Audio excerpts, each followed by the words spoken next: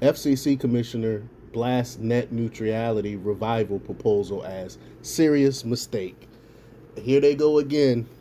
Uh, and we know when the government actually comes out with these proposals, it's actually the opposite of what they say is supposed to do. This has nothing to do with making the net neutral. It's about more censorship, more control.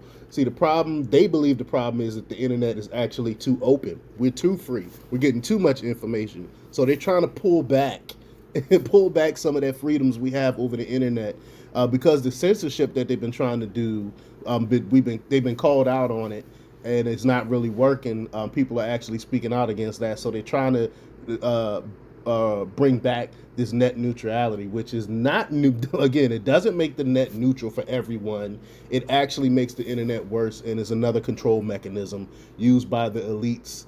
But before we get started, go ahead and hit that like button, share this out so we can get this information out there. Subscribe if you're not already a subscriber, and hit that alarm bell so you know when I'm putting out new stuff. Also, check out my link tree in the description. It has a link to my Patreon where I talk about things I can't talk about here. There's also a link to my Instagram and my merch store. Also, check me out at jjthepsychotherapist.com for news as well. All right, let's talk about this news. A member of the Federal Communications Commission, or FCC, expressed strong opposition on Tuesday to the chairwoman's proposal to reinstate net neutrality regulations from the Obama era, considering it as a significant error. The chairwoman, Jessica Rosenworcel, has announced this proposal during her address at the National Press Club earlier on the same day, reigniting a heated debate about the future of broadband regulation. I'm not even gonna point. I'm not even gonna go into the background of Jessica. I'll let y'all do that. But we know what her deal is and why she's actually for net neutrality, and most people like her are for this stuff. But Brendan Carr, an FCC commissioner known for his strong opposition to net neutrality rules, voiced serious reservations about Chairwoman Jessica Rosenworcel's plan to reintroduce these regulations. She had unveiled this proposal earlier in the day, sparking a renewed debate about how broadband should be regulated. Initially implemented during the Obama administration in 2015, net neutrality regulations were later repealed under the leadership of former President Donald Trump. Amen to that. These rules were designed to prevent internet service providers, or ISPs, from potentially favoring well-funded entities willing to pay extra fees for increased bandwidth while potentially blocking or slowing down internet traffic to specific websites. And that's only half of it. I mean, they try to make it where they try to say, "Hey, you won't be throttled," but it's more than just that. It's more they're using that as a precursor to get in there and put on more regulations. Well, supporters argue that these rules are beneficial as they would compel ISPs like AT&T, Comcast, and Verizon to treat all internet traffic equally, regardless of the content. Critics contend that the internet thrived after the rules were repealed in 2017 and it operated reasonably well without such regulations. See, what is the need of this? We never needed this.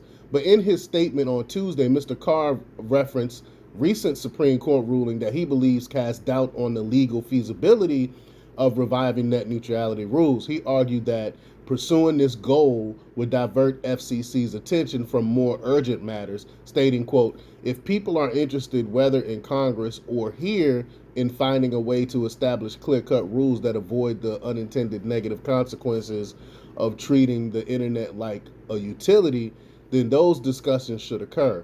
But revisiting the path of regulating internet as a utility would be a grave error." Now, Mr. Carr's opposition comes as a crucial time following the recent confirmation of Anna Gomez, a Democrat, as an FCC commissioner.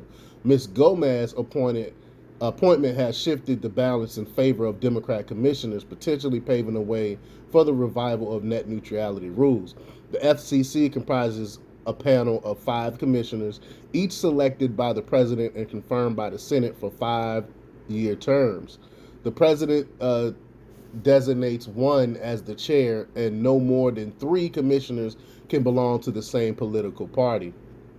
Earlier on Tuesday, Ms. Rosenworcel, whom President Barack Obama appointed as a commissioner in 2011 and whom President Joe Biden appointed as chair in 2021, proposed redirecting net neutrality rules. She plans to release the full text of proposal on Thursday and bring it to a vote in mid-October, initiating the rule-making process. But my question is, who asked for this?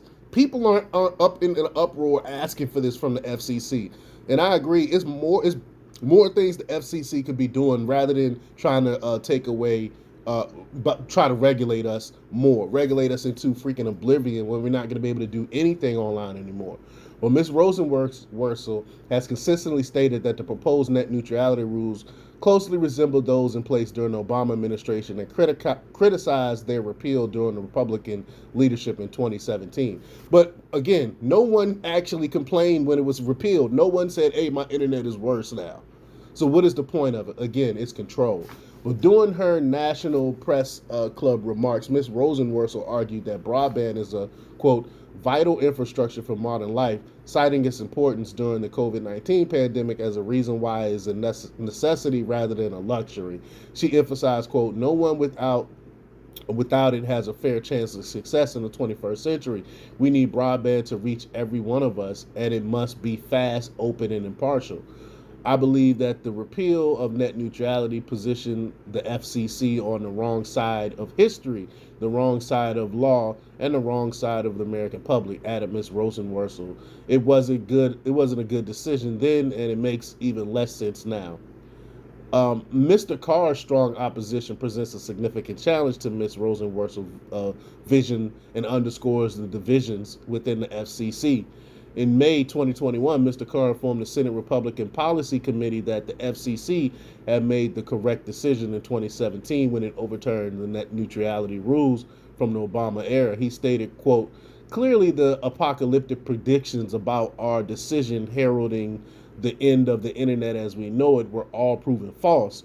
Not only does the internet continue to function, but it actually performs better.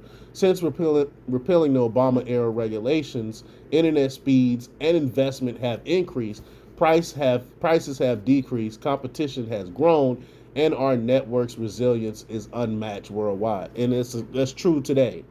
In 2017, the net neutrality debate saw both sides making dire predictions about the consequences if their opponents prevailed. But again, this is about control. This is about regulating us into oblivion.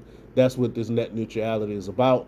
Best believe whenever government come out with some type of regulation, more than likely it's the opposite of what they're trying to say. This has nothing about making the net neutral for everyone. It's about controlling the internet by government. But let me know what you think. Leave your comments down below. Like, share, and subscribe. And check out jjthepsychotherapist.com for the latest in news. Until next time. Peace.